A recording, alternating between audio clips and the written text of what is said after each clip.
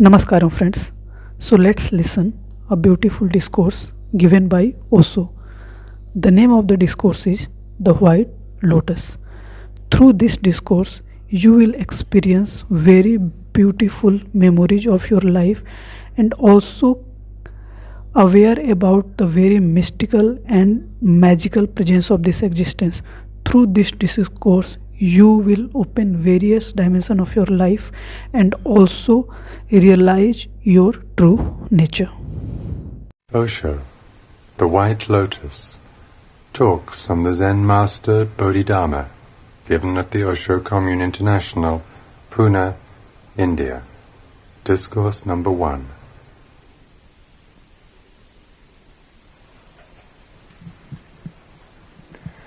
Bhagwan.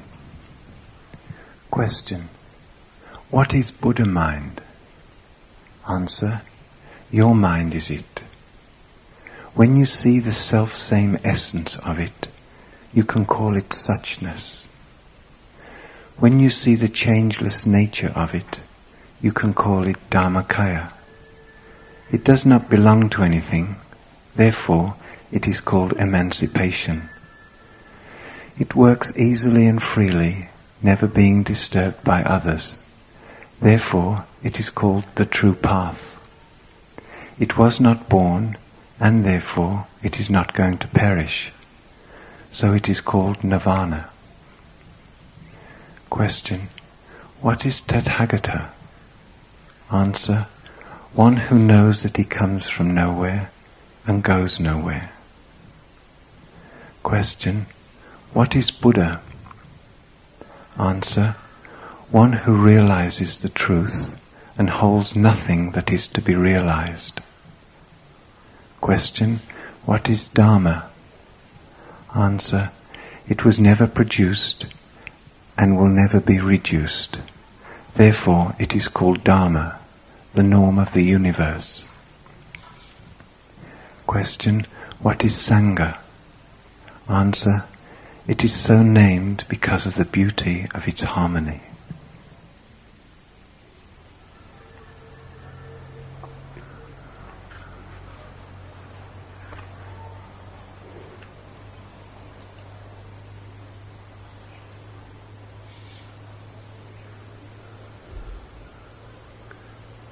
I am ecstatic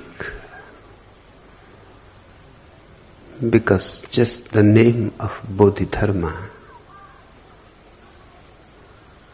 is psychedelic to me. In the long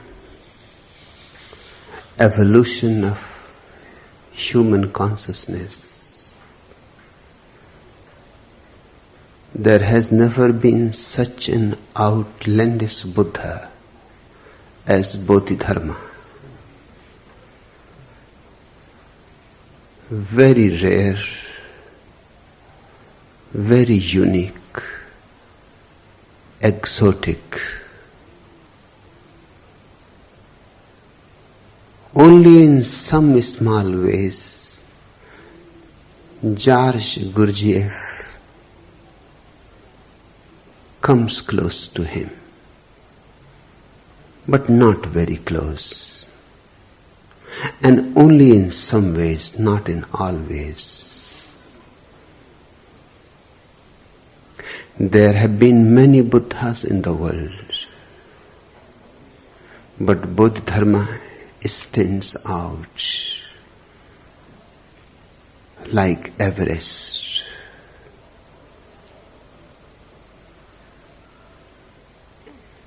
His way of being, living, and expressing the truth is simply his. It is incomparable. Even his own master, Gautam the Buddha,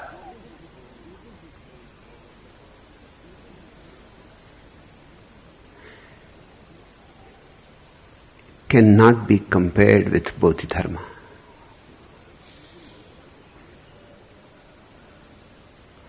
Even Buddha would have found it difficult to digest this man.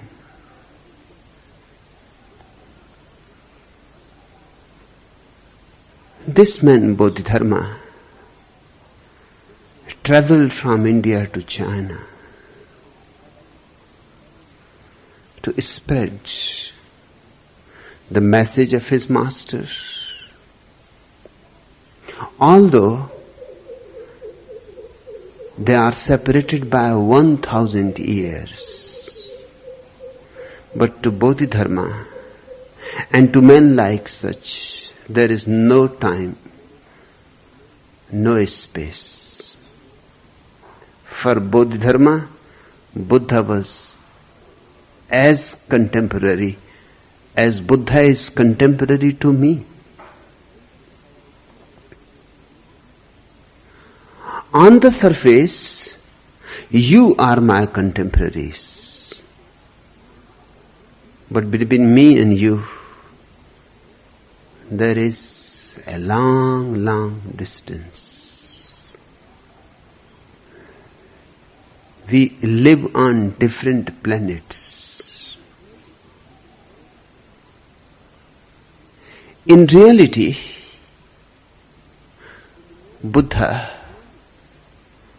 Lao Tzu, Jesus, Pythagoras, Bahauddin, Bodhidharma, these are my contemporaries. Between them and me, there is no gap, either of time or of space.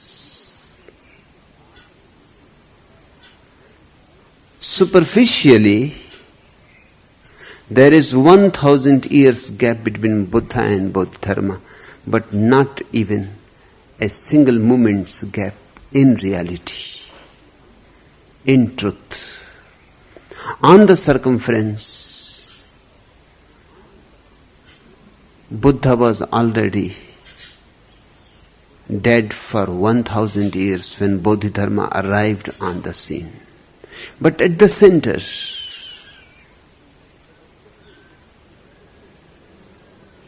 he is together with Buddha. He speaks the essence of Buddha. Of course, he has his own way, his own style. Even Buddha will find it strange. Buddha was a very cultured man, very sophisticated, very graceful. Bodhidharma is just the opposite in his expressions. He is not a man but a lion. He does not speak, he roars. He is not that grace which belonged to Gautam the Buddha. He is rough, raw. He is not polished like a diamond. He is just from the mind, absolutely raw, no polishing. That is his beauty. Buddha has a beauty of his own, very feminine, very polished, very fragile. Bodhidharma has his own beauty, like that of a rock, strong, masculine, indestructible, a great power. Buddha also radiates power, but its power is very silent, like a whisper, a cool breeze. Bodhidharma is a storm, thundering and lightning. Buddha comes to your door without making any noise. He will not even knock on your door. You will not even hear his footsteps. But when Bodhidharma comes to you, he will shake the whole house from its very foundations. Buddha will not shake you even if you are asleep. And Bodhidharma, he will wake you up from your grave. He hits hard. He is a hammer.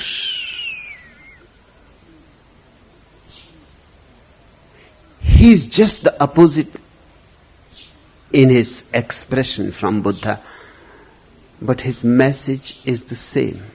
He bows down to Buddha as his master. He never says, this is my message. He simply says, this belongs to the Buddhas, the ancient Buddhas. I am just a messenger. Nothing is mine, because I am not. I am only a hollow bamboo who has been chosen by the Buddhas to be a flute for them. They sing.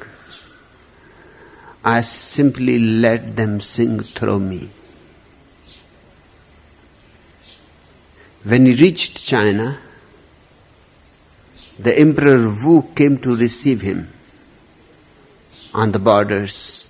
A great enlightened person is coming. And of course Wu was imagining him something like Gautam the Buddha, very gentle, graceful, kingly. When he saw Bodhidharma, he was shocked. He looked very primitive. And not only that, he looked very absurd, because he was carrying one of his shoes on his head. One shoe in one feet, another shoe on his head. The emperor was embarrassed. He had come with his whole court and the queens, and what they will think, and what kind of man I have come to receive. He tried to overlook it. Out of politeness, he did not want to ask the question, why this shoe is on your head? But Bodhidharma would not leave him. He said, don't try to overlook. Ask directly and be straight from the very beginning. I have read the question already in your head.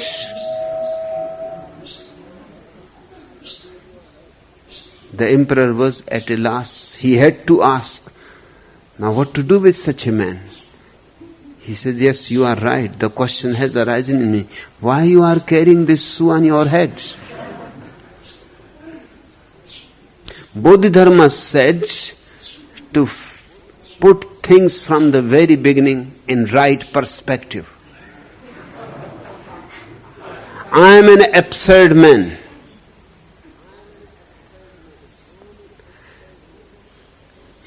You have to understand it from the very beginning. I don't want to create any trouble later on. Either you accept me as I am, or you simply say that you cannot accept me and I will leave your kingdom. I will go to the mountains. I will wait there for my people to come to me. This is just to show you that I am illogical.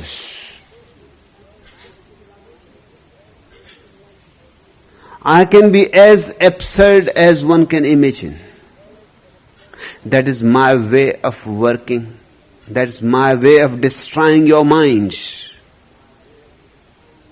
And unless your mind is destroyed, you will not know who you are.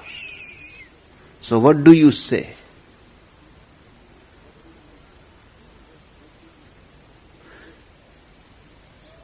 The king was at a loss. He had come with few questions. But whether to ask this man those questions or not, because he may say something ridiculous, not only that, he may do something ridiculous. But Bodhidharma insisted that better it is that you ask whatsoever you have come to ask. The king said, the first question is, I have been doing many virtuous deeds.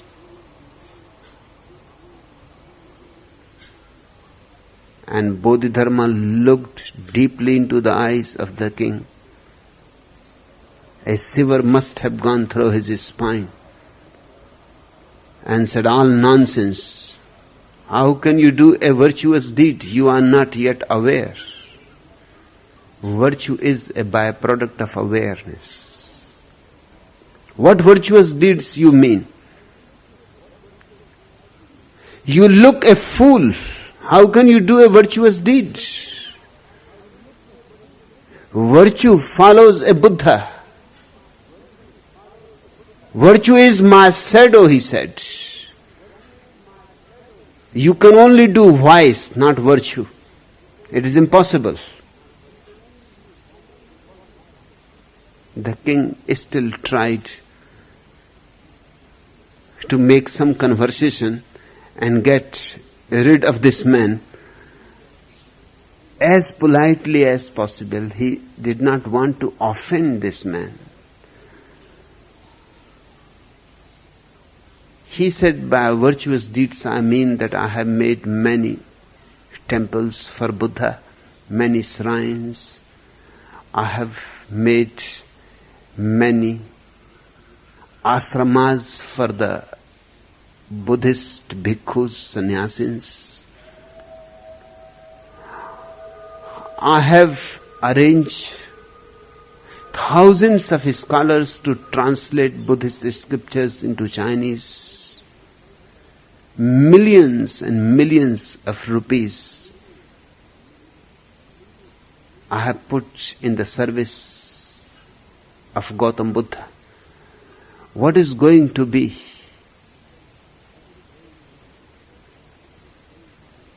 The result, the consequence of all my virtue and of all my virtuous deeds. Millions of bhikkhus take food every day from the palace all over the country. What is going to be the outcome of it? And Bodhidharma laughed. The king has never heard such laughter. A belly laughter that can shook mountains. He laughed and he said, you are simply foolish. All your efforts have been a sheer waste. There is going to be no result out of it. Don't try and don't imagine that you are going to the seventh heaven, as other Buddhist bhikkhus must have been telling you. They have been exploiting you. This is their strategy, to exploit foolish people like you. They exploit your greed for the other world. They give you great promises.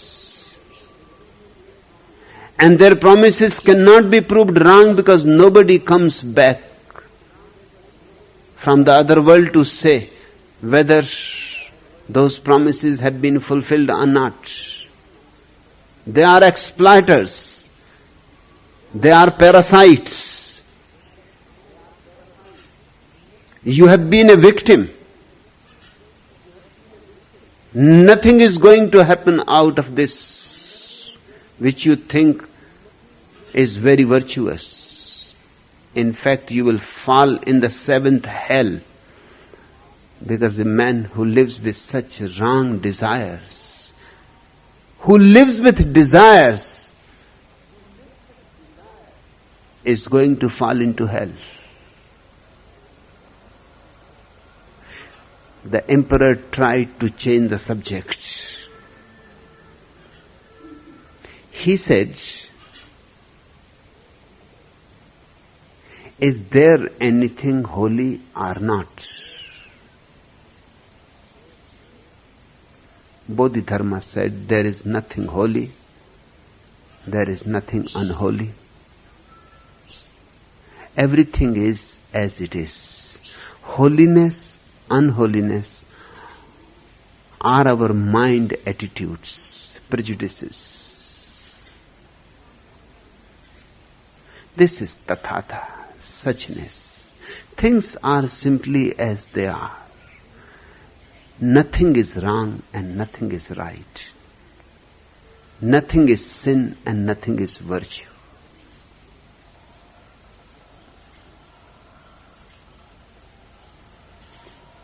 The emperor said, "You are too much for me and for my people." Bodhidharma said goodbye, turned back, moved to the mountains. For 9 years in the mountains he was sitting facing a wall.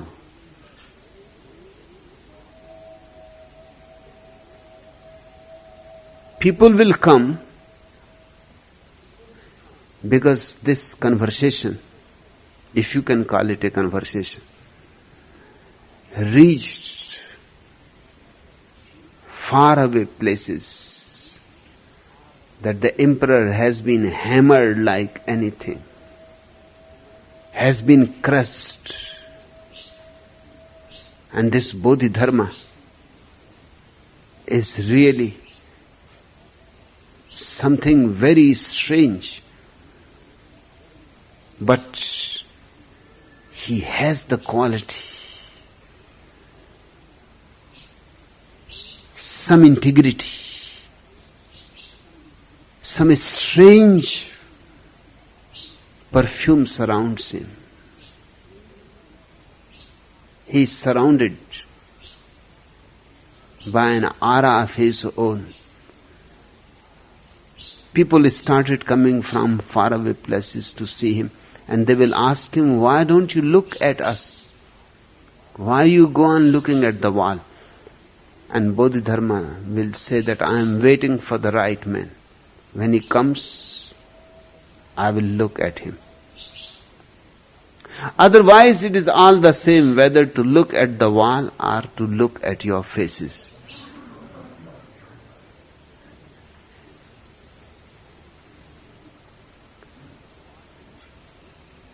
And the wall can be forgiven because it is a wall. You cannot be forgiven. Hence, it is better for me to look at the wall and not to look at you. You have fallen in such an awareness that I would like to shake you, shook you out of it, but then you feel angry. Then you feel offended. I don't want to bother you. I will turn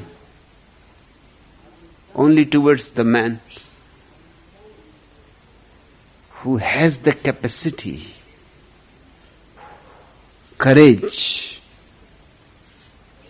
to be with me, to be my disciple. And only after many years one man turned up. He stood for 24 hours behind Bodhidharma, not saying a single word. Finally, Bodhidharma had to ask, "Why you are standing behind me?" He said, "Now it is you who are starting it."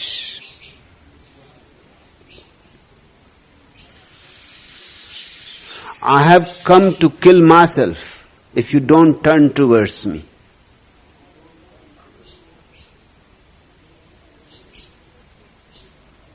And he cut his hand with his sword and presented it to Bodhidharma, and he said, take it as a token.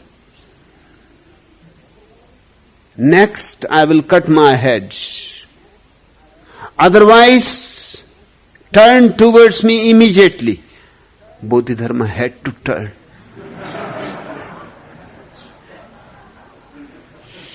He looked at the man, he smiled and he said, so, you are my disciple. So the man who has come for whom I have been waiting.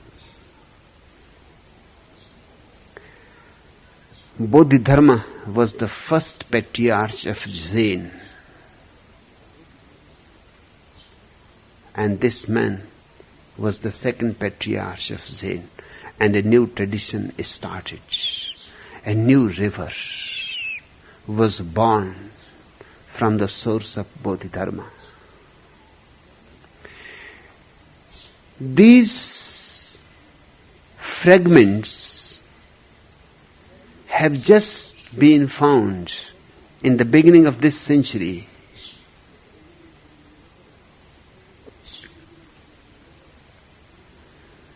They were excavated by M.A. Stein from Tung Huang.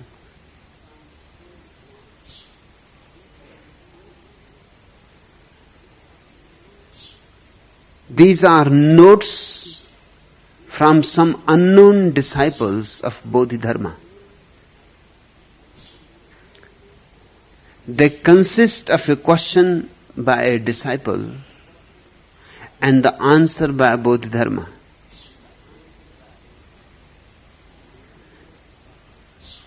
These notes, fragmentary as they are, still are of great significance. They represent the essential core of Buddha's message.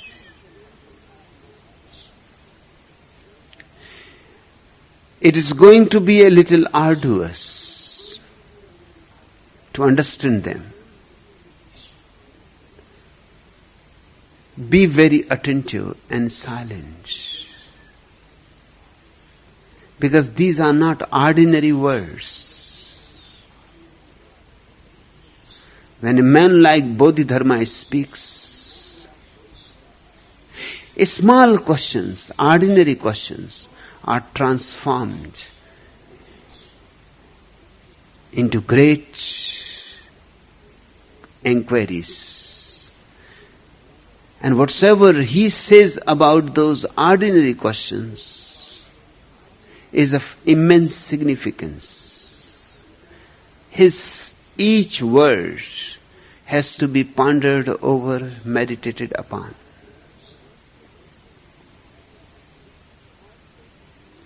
This will also give you a little taste of communion between the disciple and the master. The first thing that you will note is the question is asked, the answer is given, but the disciple never asks any question about the answer given.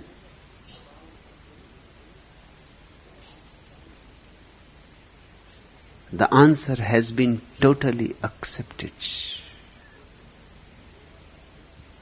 It is not an inquiry from a student. It is an inquiry from a disciple. So the answer of Bodhidharma does not create any more questions. It simply ends the question. The disciple asks another question, but never raises a question about the answer, concerning the answer. That is the first thing to be noted. That is very central part of communion. It is trust. It is faith. It is not belief, but it is certainly faith. And there is a difference between belief and faith. When you believe in something, the doubt still persists in you. The belief can only cover it up. It never destroys it. It will rise again and again and again. No belief can destroy your doubt. Because belief is in the head and doubt is also in the head. Faith is of the heart. Something far superior than the head. The question comes from the head.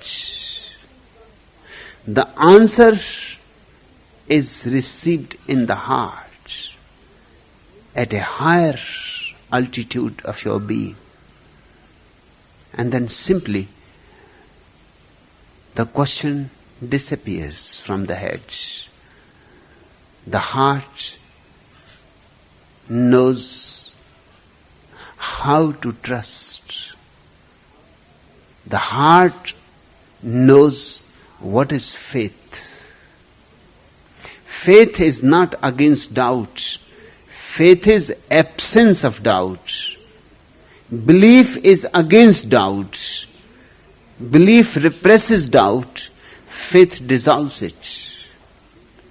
Belief is like a blind man believing that there is light. Faith is like one who has opened his eyes and seen the light. The moment you see the light, there is no question of doubting anymore. Communion means communion of two hearts. The student functions from the head, the disciple through the heart. And only the disciple can understand the master. And when all the questions of the disciple are dissolved, he becomes a devotee. Then the head has disappeared totally. Then there is only heart functioning in a rhythm with the master's heart, in deep akar. This will give you an insight into communion.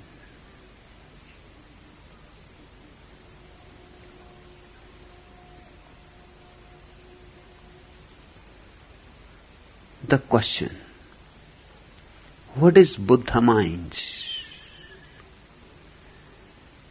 It has been asked again and again down the centuries. For 25 centuries,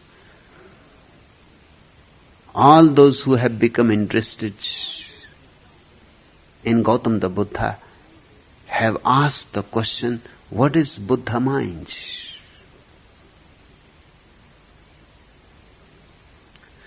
The question is significant. It is significant because the very question creates a paradox. The Buddha mind is a no mind.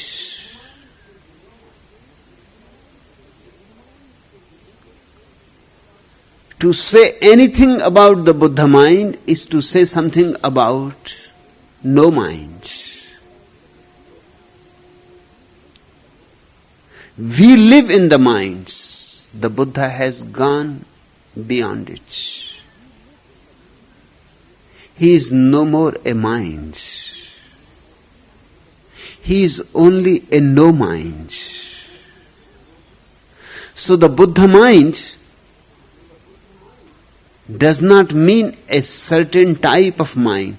It simply means a transcendence of mind. The question is significant, is very fundamental. is the beginning of inquiry, real inquiry.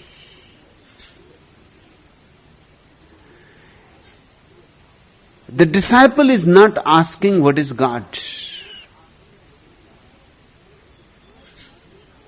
He is not asking what is paradise.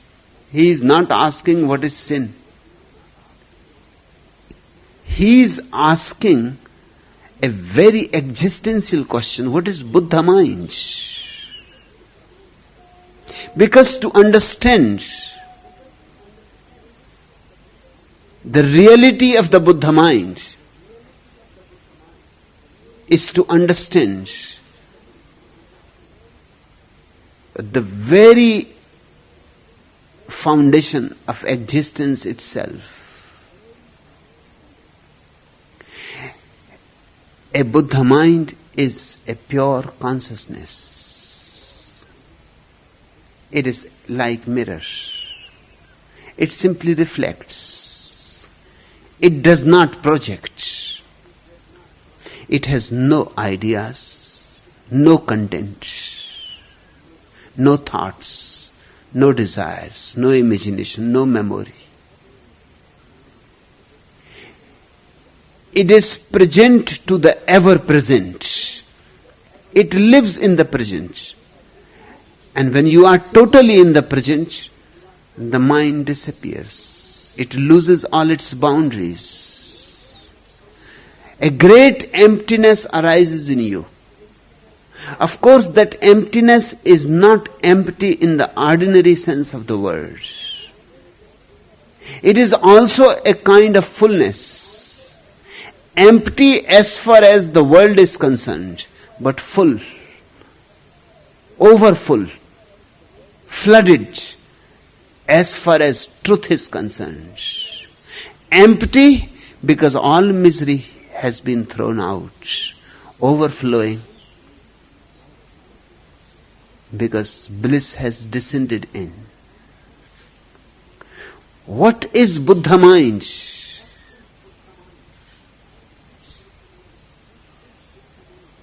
Should be the beginning for all the seekers. Asking about God, asking about hell and heaven are just ordinary things. Asking about the Buddha mind is asking something that, if you can understand it, is bound to transform you, is going to give you a new birth.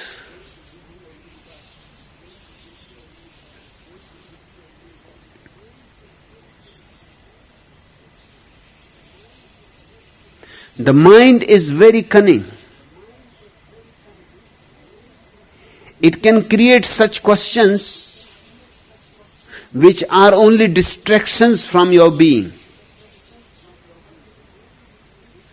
The mind is so subtle, it can deceive you.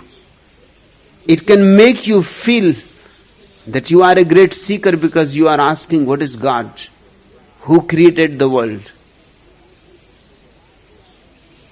why we are here, what is the purpose of life. And all these questions are stupid. The whole philosophy consists of such stupid questions. Buddha again and again says that I am not a philosopher, I am a physician. I don't want to intellectualize. I want to make you intelligent. I don't want you to give answers to be clung to. I want to give you insights in which questions melt, evaporate. One has to be very aware of the mind, because mind can give you such questions which will lead you into wrong directions of philosophizing. And then there is no end. You can go on and on forever. 10,000 years of philosophizing, and not a single conclusion has been arrived at.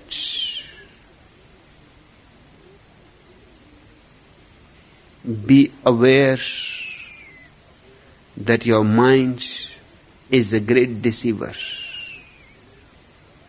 And just as your mind is a deceiver, so are the minds of others. If you ask a wrong question, you will get wrong answers. There are people who are always ready to supply whatsoever you demand. Just the ordinary law of economics. Wherever there is a demand, there will be a supply. What you demand is not the question.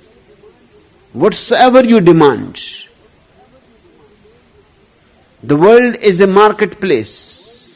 Somebody is going to create the supply. You are cunning, others are also cunning. There are more cunning people than you. The less cunning become the followers, the more cunning become the leaders. The less cunning question, and the more cunning go on answering. Buddha says that I am not interested in your questions unless you ask something existential. Unless you ask something in order to be transformed, not just to be informed, not just to be made more knowledgeable. Because you ask wrong questions, there exist so many teachers in the world, and they are ready with many answers, with all kinds of answers, and answers come in all shapes and sizes to fit everybody. But remember, there are you and your cunning mind, and there are others who are more cunning. To safeguard his pint, while he left the bar for a moment, a man left a note. I have spat in this beer. When he returned, he found another note, so have I.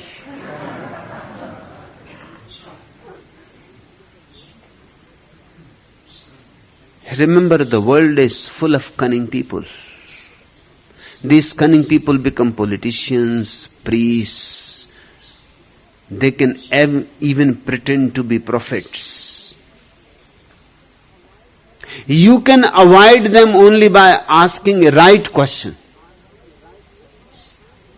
They can't answer the right question, because to answer the right question, they will have to experience something.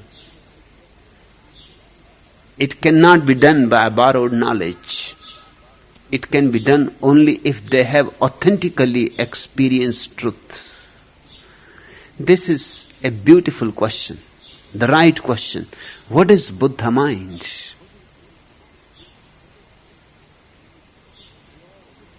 Bodhidharma answers, your mind is it. The first thing he says is, don't be bothered about Gautam the Buddha.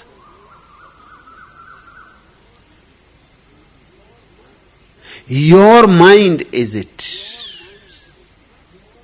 It is not a question about the historical person called Gautam the Buddha. He gives a new turn to the question. He makes it immediately more existential, more personal. The question is no more philosophical. It has become a question about you. You may have asked about Buddha, but in the hands of a Bodhidharma, the question is immediately transformed, changed. It becomes an arrow moving towards your heart. He says, your mind is it. The Buddhahood is not something that happens to somebody else. The Buddhahood is your potential. It is something that is waiting to happen within you. So the first thing he says, it is your mind. Buddha mind is not something foreign to you. It is your innermost core. It is your very nature. You are Buddhas. Maybe unaware of the fact, maybe fast asleep, but that makes no difference. A Buddha asleep is still a Buddha. A Buddha unaware of his own Buddhahood is still a Buddha. Your mind is it. It is not somebody else's mind. Because how can you understand somebody else's mind? In the hands of masters like Bodhidharma, everything is changed into the concrete, into the personal. It is taken out from its abstraction and made concrete and real. People enjoy liking abstract questions because they are safer. They don't touch you. They leave you aside. You can ask about God. You can ask about who created the world and when. And cunning and stupid people are always there. The cunning to lead and the stupid to be led. A Christian theologian has even calculated exactly the time when the world was created. 4,004 years before Jesus was born.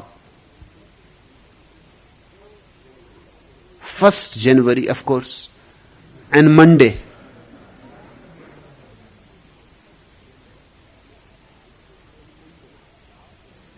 Now, how can there be a 1st January if there has not been a December before it? And how can there be a Monday if there has not been a Sunday preceding it?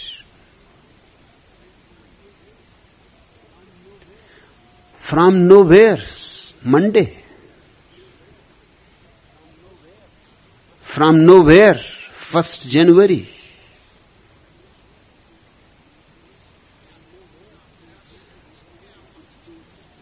And Christians have believed it. They have believed it so deeply that when Darwin and other scientists discovered the theory of evolution, and they said that the world has existed for millions of years, Christians were very much offended. Their whole religion was at the stake. The world has existed only for 6,000 years, not more than that. But scientists discovered and proved that this can't be the case, because from the earth they have found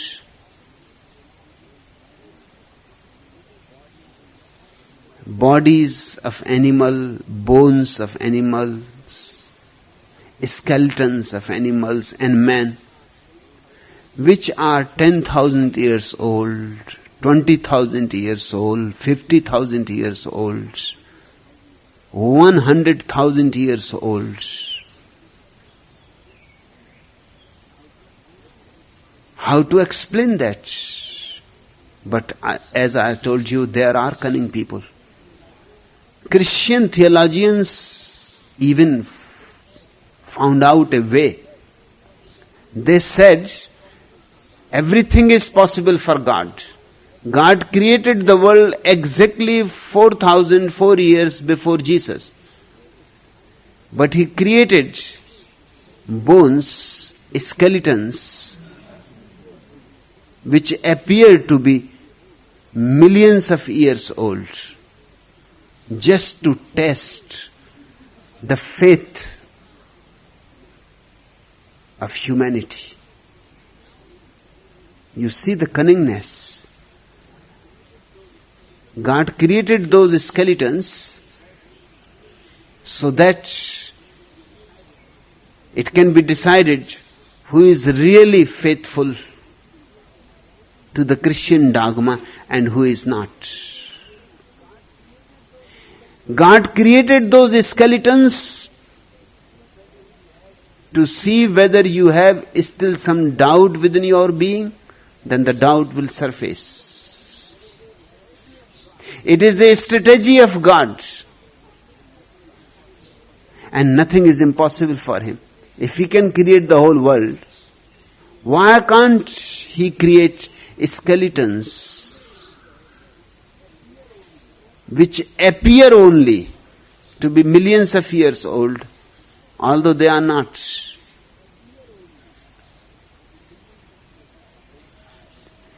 When I was reading such Christian theologians, I was reminded of one of my friends who lives in Bombay but has a factory in Nepal. He creates antiques. He manufactures antiques.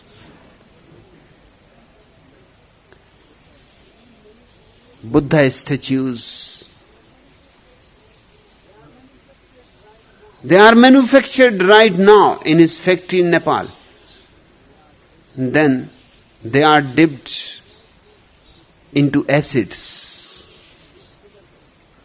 to disfigure them. Then they are buried down deep into the earth for 6 months. Then they are taken out with inscriptions in ancient languages, with dates reaching far back, 3,000-year-old, 2,000-year-old, 1,000-year-old, in those languages which were prevalent in those days. And then they are sold all over the world. When I had stayed with this friend for the first time, I saw so many antiques in his house. I said, "From where you got them?" He said, "I cannot lie to you. We manufacture." I was puzzled. I said, "You are doing something so Christian."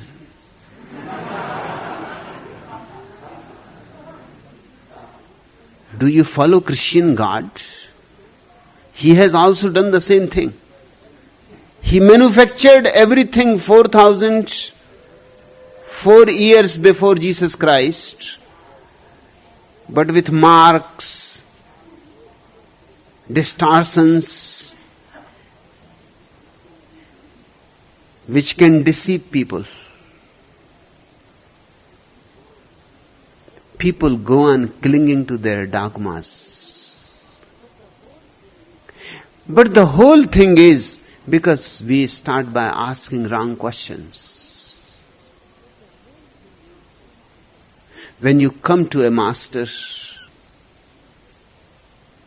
be very alert and ask things which are really a deep concern for you, the ultimate concern for you.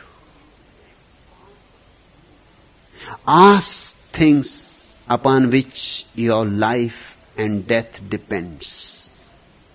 What is Buddha mind? Bodhidharma says, your mind is it. He immediately changes the very flavor of the question. It is no more abstract, nothing to do with Buddha. Buddha may have been, may not have been. He may not be a historical person, who knows? He may never have existed, maybe just a beautiful fiction. But you are not a fiction. You are here. You are present. The question has to be concerned with you. Your mind is it.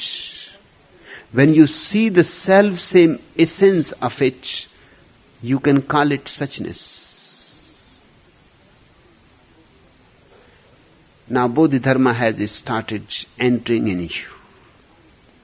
He says the mind can manifest in many ways. The ordinary manifestation is that of insanity.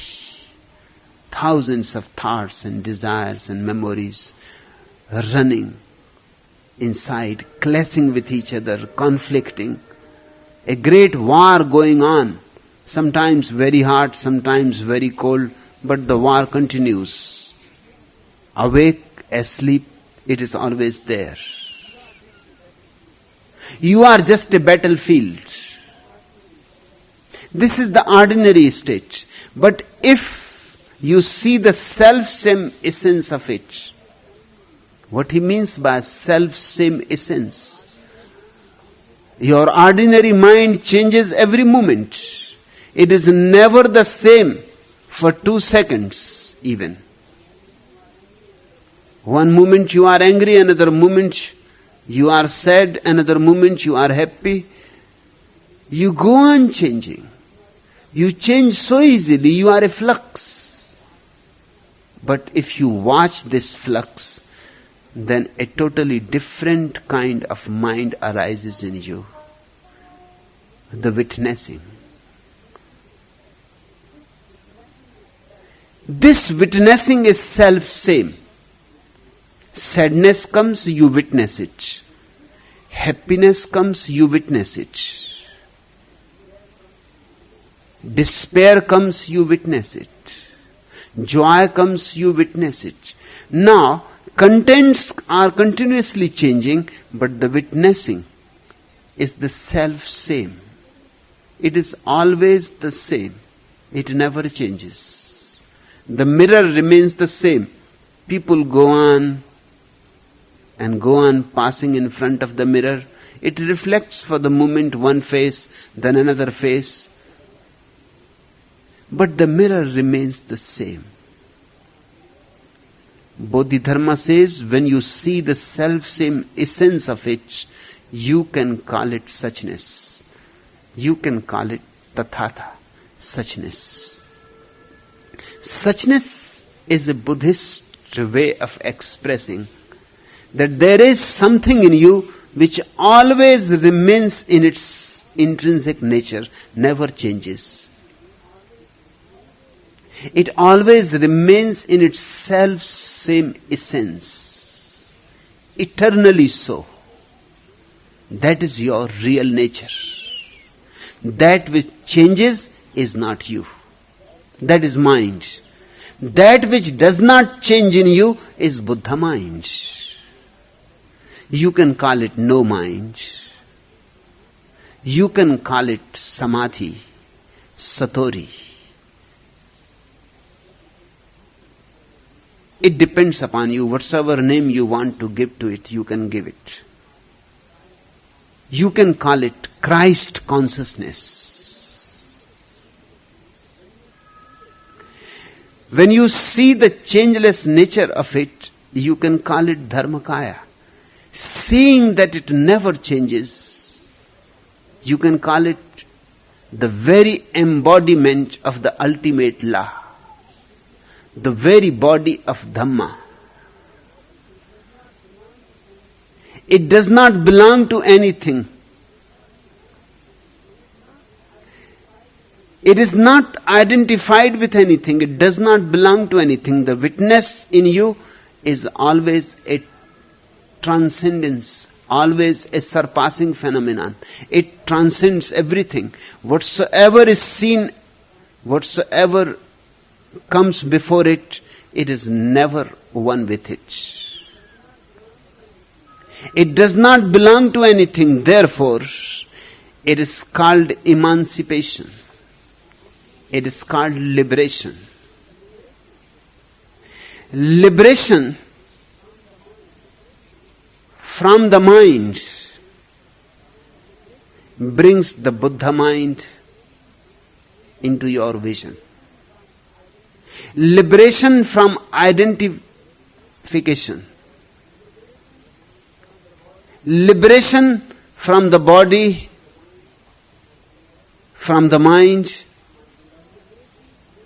from ideologies, from prejudices, from all that makes you.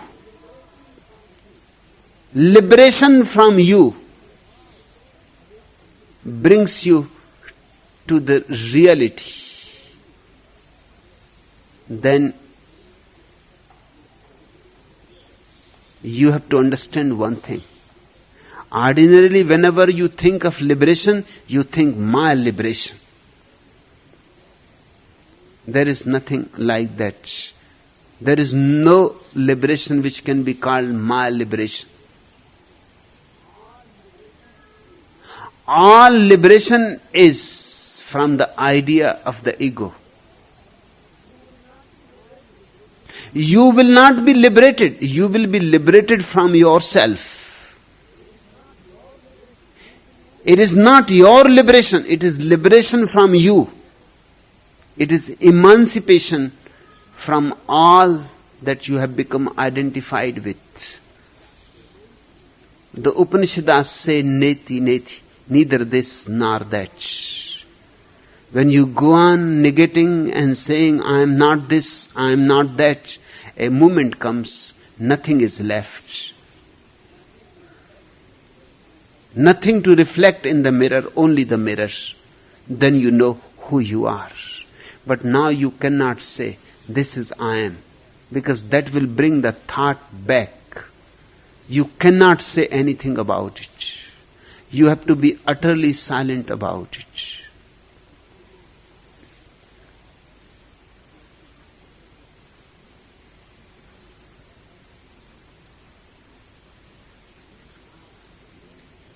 We are deep asleep. The name of that sleep is ego. And in our sleep, anything can happen. All kinds of accidents. And they are happening. You are talking in your sleep, and you are getting into trouble because you talk in your sleep. You go on saying things which you are not supposed to say. You decide not to say them again because they bring trouble. But again,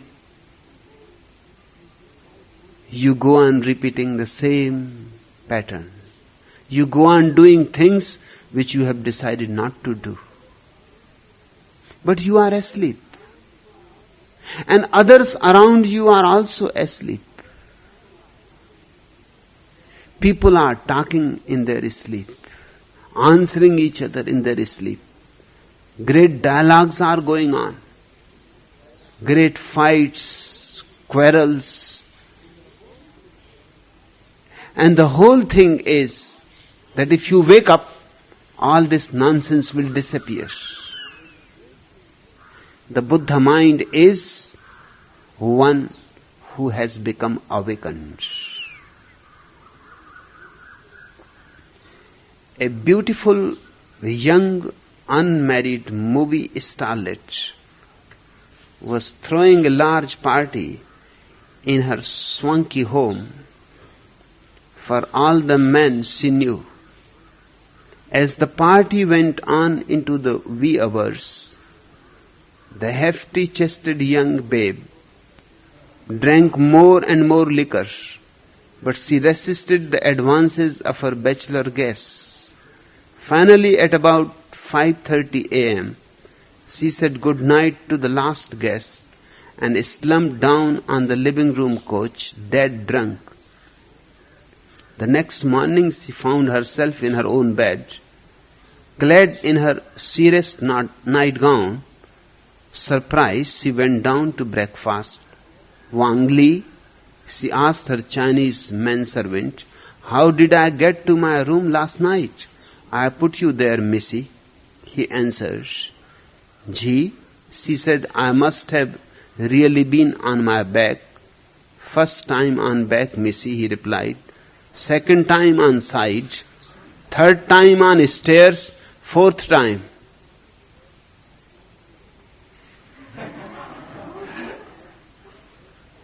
Everybody is asleep. People are doing things to you in your sleep. You are doing things to people in their sleep. You are all interfering into each other's sleep. When you look from the vantage point of a Buddha, the world simply seems to be a madhouse.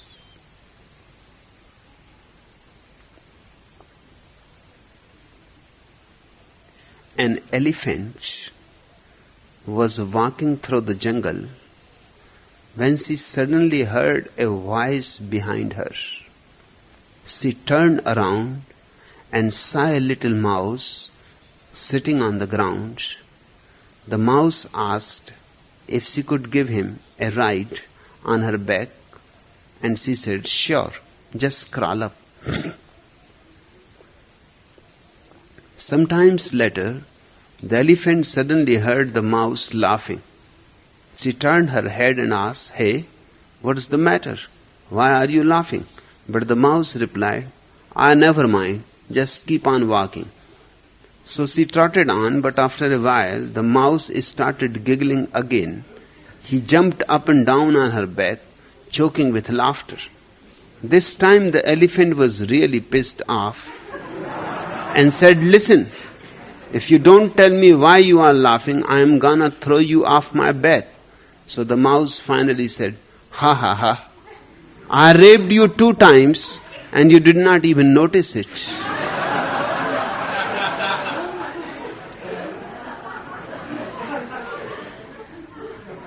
But this is how it is with everybody.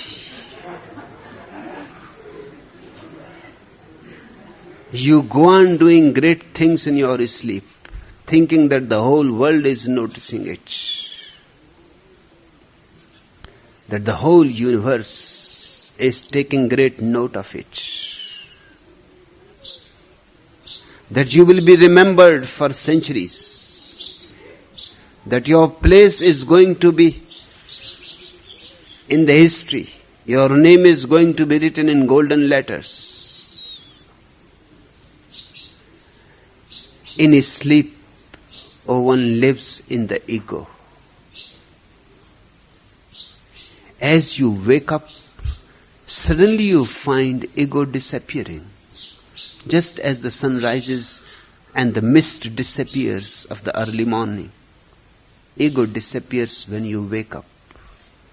A Buddha mind is a mind who has become awakened. It works easily and freely, being never disturbed by others. Therefore, it is called the true path. The moment you are awakened, the moment you are egoless, all the rocks on the path are removed. The greatest is the ego. And then there are many small rocks, rocks of greed and lust and anger and jealousy and possessiveness. All these rocks are hindering your natural flow, your spontaneity. Once these rocks are gone, your river of consciousness starts flowing easily, freely, and then you are never disturbed by others. It is impossible to disturb a Buddha. You can kill him, but you cannot disturb him. You can destroy him, but you cannot disturb him. That is impossible.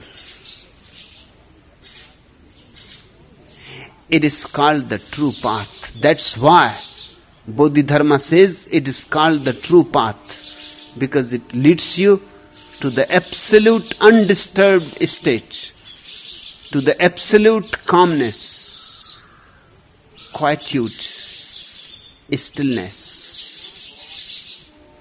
It was not born and therefore it is not going to perish. So it is called nirvana. The Buddha mind is never born and is never going to die. It has been always there. Just you are not aware of it. You have to turn in and look at it. You are looking outside. Continuously you are looking outside. And it is all the time waiting behind you. Just a little turn.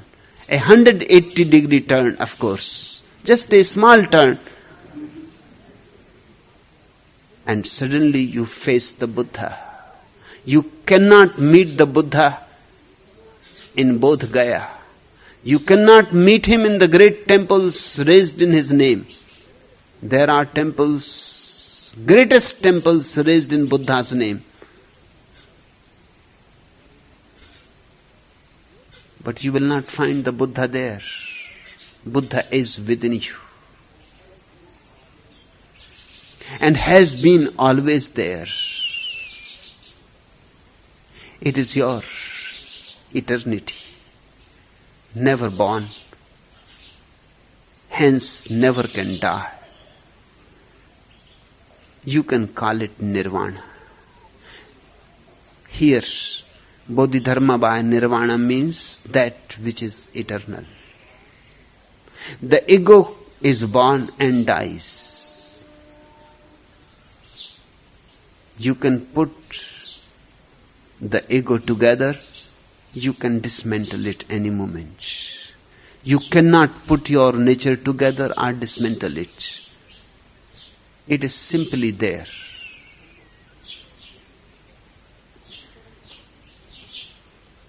The second question,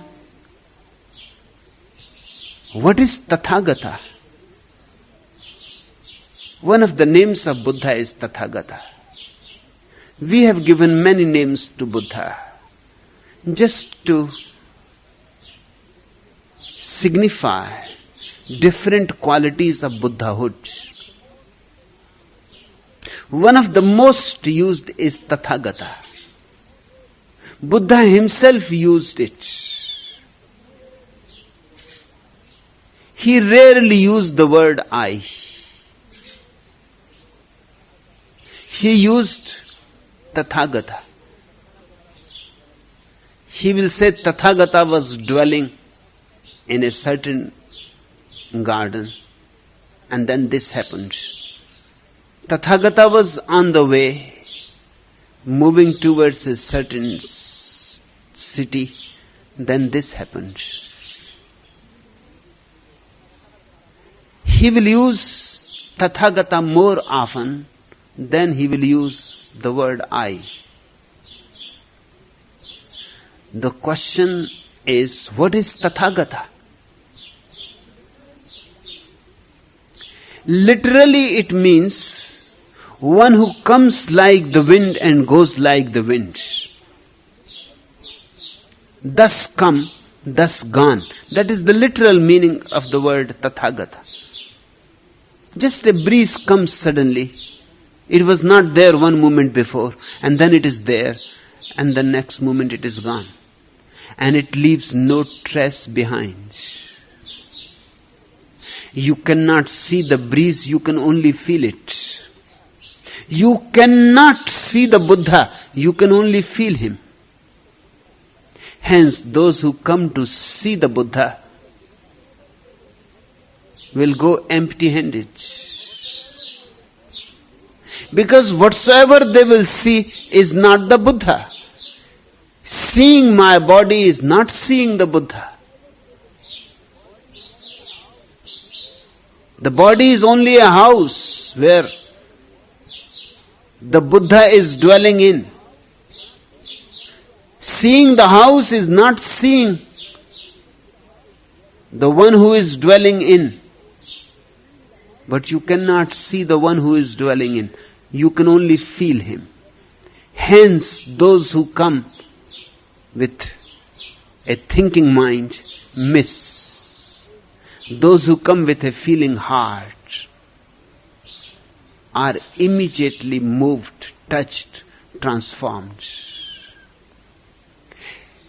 It is like wind. You cannot see it, but you can feel it. You can feel the touch of it, the coolness of it. It is so refreshing. It is so rejuvenating. It makes you so alive. To be in a Buddha field is to be in the field where the wind is blowing constantly. It can be seen only by the disciples. By seen, I mean it can be felt only by the disciples. That's how it has to be seen. And it can be breathed in and out only by the devotees. The disciple feels it touching his body, playing with his hair, moving his clothes. He feels it. He infers that it is there. But the devotee breathes it in. It circulates in his being. It becomes part of his being. The student comes to see, the disciple to feel, the devotee to be. What is Tathagata? Bodhidharma says, one who knows that he comes from nowhere and goes nowhere. From where the wind comes and to where it goes. It has no destination. It has no motive. It is not going anywhere and not coming from anywhere. It has been always here.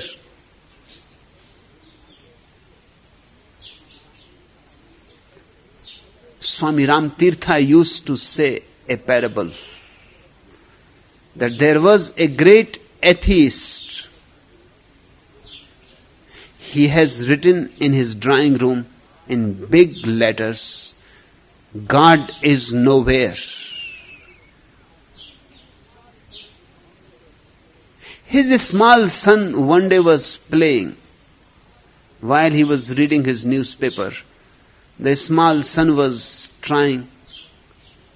learning how to read. So he tried to read the sentence on the wall, God is nowhere. But nowhere was a big word. So he broke it into two. He read, God is now here. The father was shocked. He had never read the sentence that way. The whole gestalt changed. God is nowhere, and the child is reading, God is now here. There is great difference between nowhere and now here. For the first time he read that sentence with the vision of a child, with the innocence of a child. It is said that since that day, he could not read the old sentence in the old way. God is nowhere. Whenever he will look, he had to read it, God is now here. It became something fixed. The impact of the child was such. A Buddha is always here. You have always been here. You don't come from anywhere and you don't go to somewhere else. This whole universe contains you. We are part of it. Bodhidharma says, Tathagata is one who knows that he comes from nowhere and goes nowhere. Read nowhere as now here. The Tathagata is one who is now here. and knows that he is always now here. He has not come and he is not going. Raman Maharishi was dying and a disciple asked Bhagwan, where you will go? He opened his eyes, laughed. That was not the time to laugh at all. He was dying.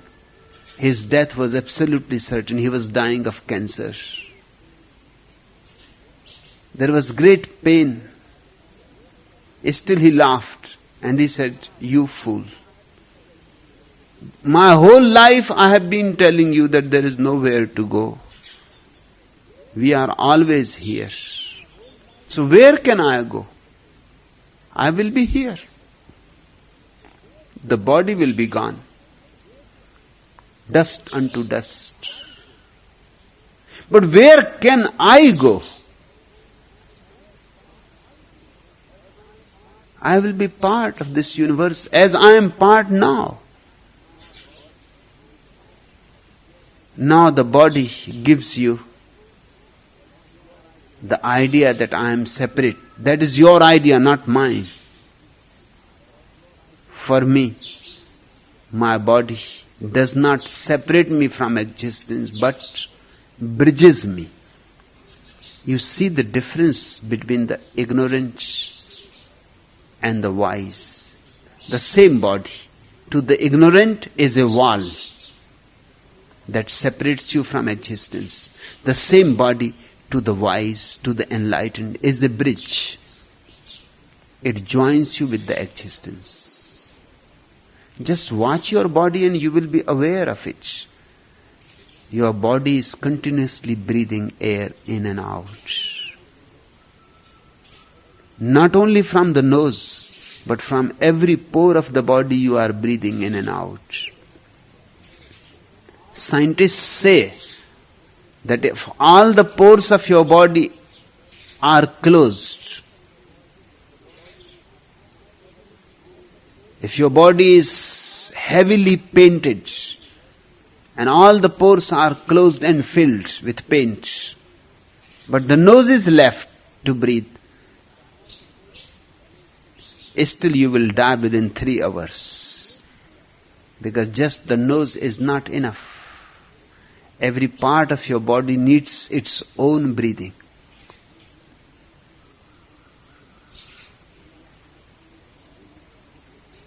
You are continuously in communication with existence. If the sun is not going to rise tomorrow, we all will be dead. We will be not able to live at all. Not for few minutes even. Because without the sun, the whole warmth will disappear. And without warmth, life is impossible. We will become so cold, so frozen, then death is bound to happen. We are continuously in exchange with existence. We are not separate, we are one. And this is about the body. What about the inner consciousness? That inner consciousness is not divided at all. Your courtyard is surrounded by a wall, but your courtyard still belongs to the sky, is part of the sky. Just like that, one who knows that he comes from nowhere and goes nowhere, he is Tathagata. He is always like the fresh breeze blowing. Those who can understand this, they will be refreshed by the breeze. They will dance in the breeze of the Buddha, in his sunlight. They will laugh with the Buddha. They will dance with the Buddha.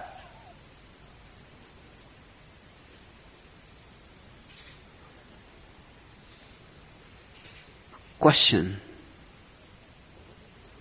the third question, what is Buddha?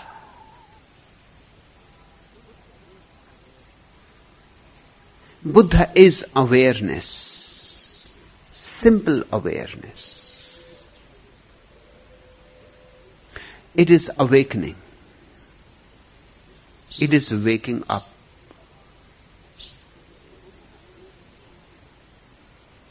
Buddha is nothing to do with Gautam Siddhartha. He is only one of the Buddhas. Many more have preceded him. Many more have succeeded him. And one day or other you are also going to become a Buddha. You can become right now because you are it. It is only a question of recognizing your reality, of remembering.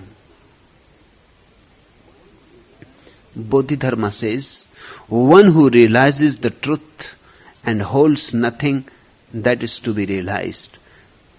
This is one of the most beautiful statements ever made. What an answer. What great insight. There is nothing to be achieved. Because you are already the Buddha. Achievement is always of something which you are not. You cannot achieve Buddhahood. You can only wake up and find that you are a Buddha. And then of course you will laugh. You will laugh because you have been trying to be something that you have always been. In Zen, there is a saying, when the big belly thunders with loud roars of laughter, thousands of white lotuses rain through the worlds. And when it happens, when the big belly thunders with loud roars of laughter, whenever a person becomes awakened, whenever he sees the stupidity, he has lived for centuries. First, trying to find things which he had already inside himself. Second, trying to renounce things in order to get something which has nothing to do with those things. First, trying to achieve money, power, prestige. When one is already a Buddha, what more richness you can ever have, and what more power, and what more glory. First one was trying to achieve these things, failing in achieving them, or succeeding in achieving them, one comes to know the futility of it all. Failure brings frustration, and success brings frustration. Nothing fails like success, remember it. And then one starts renouncing these things, as if renouncing these things is a condition to achieve that which you are already. That is not a condition at all. There is no need to chase shadows, and there is no need to escape from shadows. Shadows are shadows. Only this much has to be recognized. That's why I say to my sannyasins, don't escape from the world. The world is only a shadow. Let it be there. It can't disturb you. You just become aware of who you are. And that's enough. One who realizes the truth. You see the paradox of the statement. One who realizes the truth and holds nothing that is to be realized. The ultimate truth can always only be said in a paradoxical way. Paradox is the only way to express it. One who realizes that there is nothing to realize, he is a Buddha. Once Buddha asked Subhuti, he is one of the most significant disciples. Subhuti, when in ancient days Tathagata was with another Buddha, Dipankara Buddha, did he have attained anything? What was his achievement then? Subhuti said, no world honored one. He did not attain anything. Nothing was his attainment. When Tathagata was with another Buddha, Dipankara Buddha, he had not achieved, attained, realized anything at all. Buddha laughed and said, Subhuti, you have understood the truth very well. Because there is nothing to achieve, nothing to attain.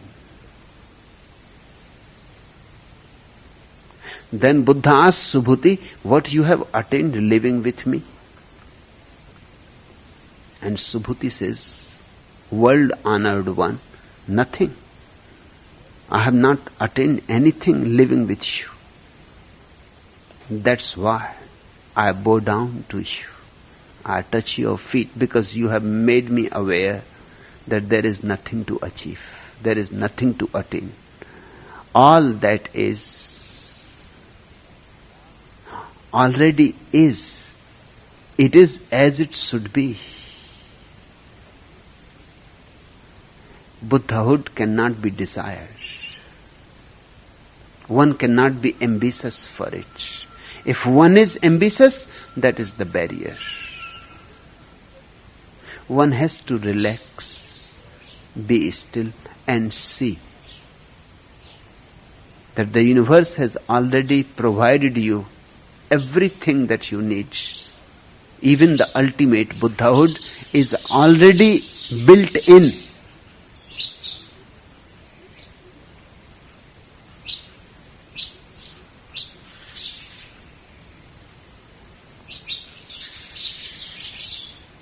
The fourth question, what is dharma? Simple questions from innocent disciples.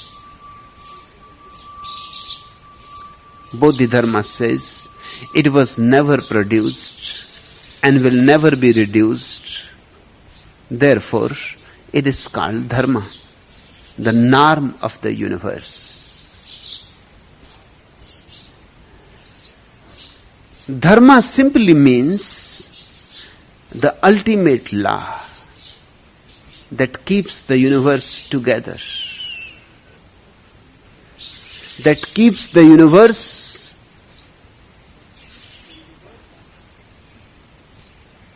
in harmony, in akar. The norm that makes the universe a cosmos and not a chaos.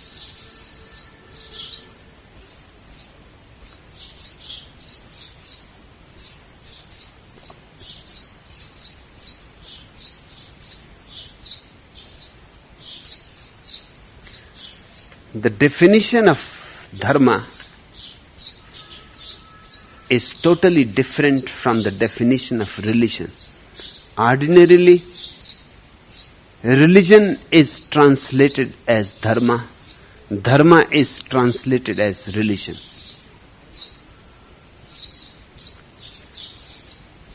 Christianity is a religion. Hinduism is a religion. But what Buddha means by dharma, it is not a religion. It is not definable, containable in a creed. It is not a dogma. It is a very scientific truth. It is like gravitation. You cannot make a religion out of gravitation. Nobody worships gravitation. Nobody makes temples for gravitation, although gravitation has been doing so much for you. If there was no gravitation, there would have been nobody of us here. We will simply fly up.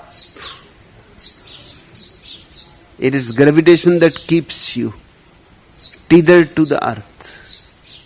Otherwise you will be lost. Even mountains, even trees will become uprooted. Nothing to hold them to the earth. Earth itself will fall into fragments. And the whole universe will be a simple chaos. There will be no order of any kind. And life is not possible without order. And consciousness is impossible unless there is something like an ultimate law which keeps everything together. Dharma simply means the law.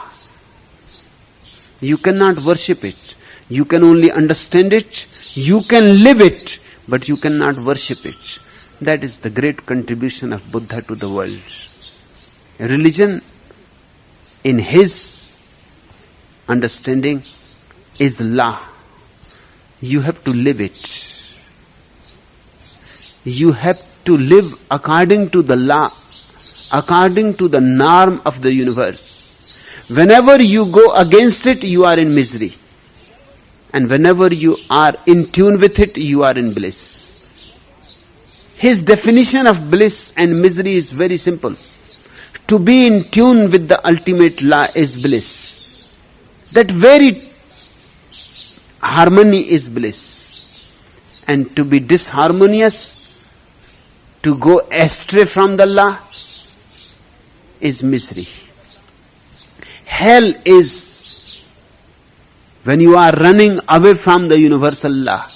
And heaven is when you are running towards it. And when you have become one with it, it is nirvana. It is the ultimate peak of bliss, of truth, of consciousness, Satchidanand.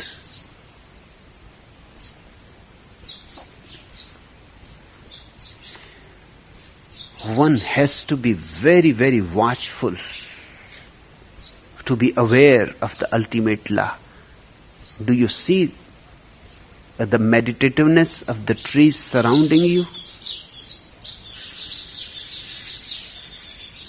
Such stillness.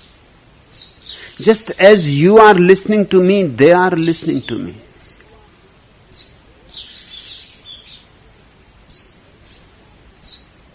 Not even a leaf moving. The birds are singing.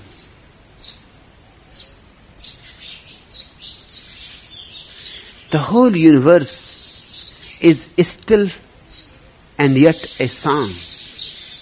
Silent yet musical. A tremendous harmony permeates everything. From the grass leaf to the greatest star, it is the same law. But you have to be a little more aware. And then the very earth you move on becomes sacred. Then trees are gods. then birds are Buddhas. Then each person you meet is a potential Buddha. How you can hurt anybody? How you can be destructive to anybody? Disrespectful to anybody? Impossible. Then it is not an etiquette. Then it is simple, natural understanding. But people are so unaware that it is difficult for them to see the greatest thing that surrounds them within and without. The owner of a big furniture store went to New York to buy some stock and met a really beautiful girl in the hotel elevator. But she was French and they could not understand a word of each other's language. So he took out a pencil and notebook and drew a sketch of a taxi. She nodded her head and laughed, and they went for a ride in the park. Then he drew a picture of a table in a restaurant with a question mark, and she nodded, so they went to dinner. After dinner he sketched two dancers, and she was delighted. They went to a nightclub and danced and had a lovely evening. At length she motioned for the pencil and drew a picture of a 4-poster bed. He was dumbfounded. He has never been able to figure out how she knew he was in the furniture business.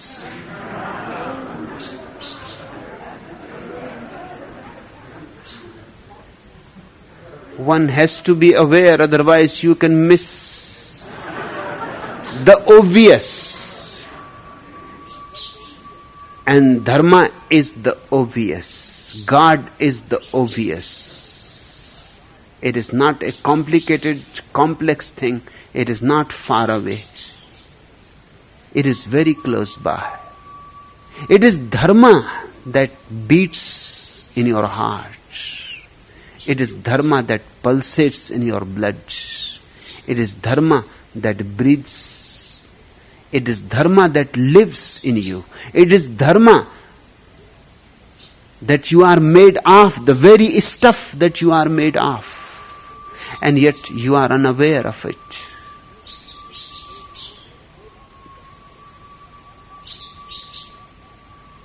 The last question. What is Sangha? Sangha means commune. Bodhidharma says, it is so named because of the beauty of its harmony. A Sangha, a commune, is the brotherhood of those disciples and devotees who have gathered around a Buddha.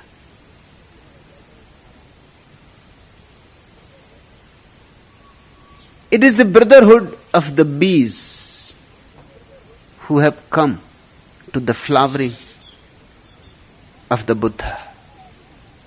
They have smelled the perfume from far away. Something mysterious has pulled them towards the center. Wherever the Buddha is the center of the world at that moment. The center of the world goes on changing, because wherever the Buddha is, there is the center of the world. For that moment, that place functions as the center of the whole existence. And whoever is a little bit aware, just a little bit aware, is bound to become attracted, enchanted, magnetized, hypnotized. And soon people start gathering around a Buddha. Many circles gather around the Buddha. The first circle is of the devotees, the second circle of the disciples, the third circle of the students, the fourth circle of the curious spectators. Just at the center is a man who has come to know who he is. He is not a priest. He is not a preacher. He is not a psychoanalyst, a therapist. He is simply the one who has become awakened, whose all problems have disappeared, who has the insight to see through and through to you. Just being with him is enough to be transformed. Just being with him is enough to be charged, magnetized.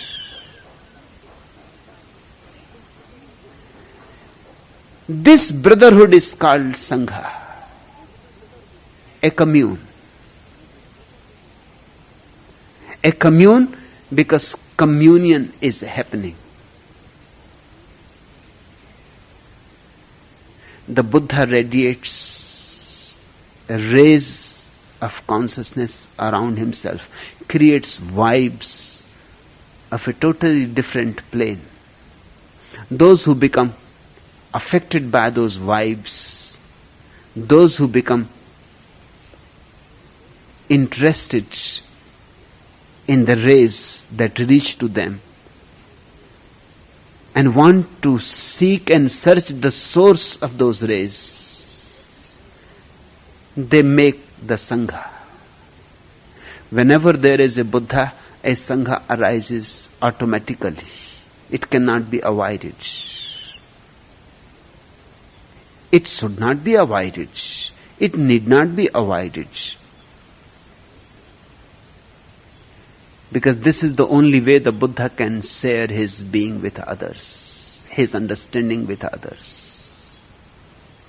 He does not solve your particular problems. He simply solves the very root of your problems. He is not an expert.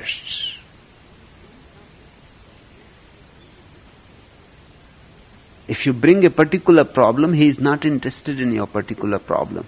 His whole interest is why problems arise in your life at all. Why solve one problem? Because by solving one, nothing is solved, many more will be there. And if you try to solve one problem by one, it will take millions of lives. And even then, there is no hope.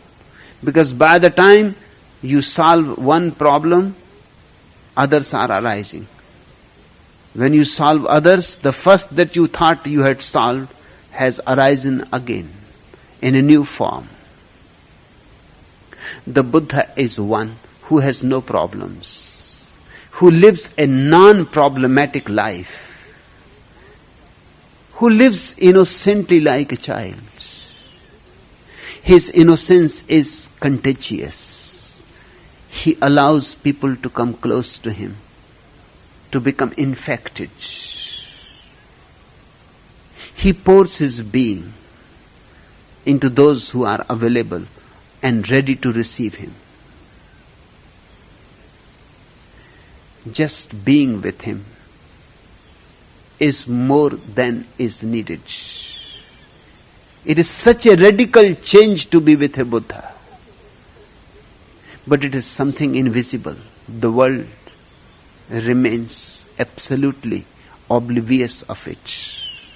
Only few people, sensitive, alert, intelligent, become aware of the existence of a Buddha. And the moment they become aware, they risk all. They take the plunge. Because then there is nothing that can hold them back. Bodhidharma says, it is so named because of the beauty of its harmony. And you will find around Buddha the brotherhood in absolute harmony. No discipline is imposed, yet there is discipline, great discipline. No ardor is imposed, but there is ardor, immense ardor.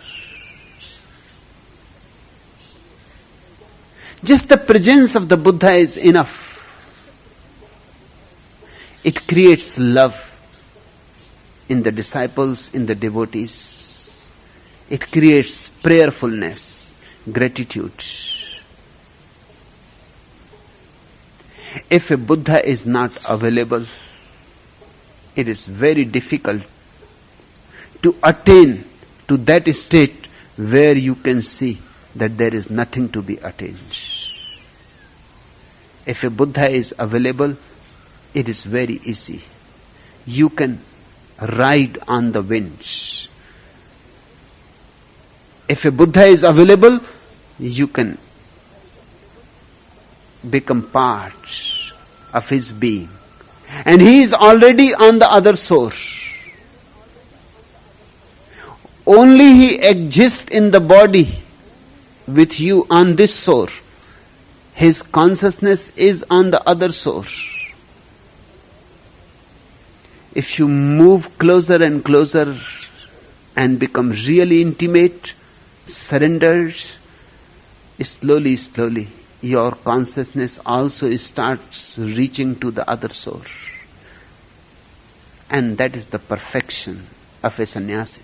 To live on the shore, yet be not of this shore. Enough for today.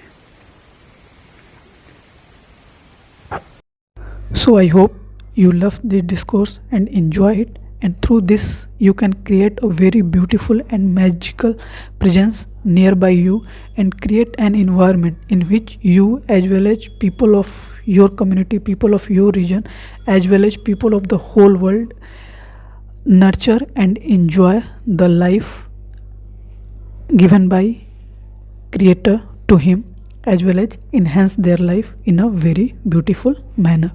So, Namaskaram. Thank you.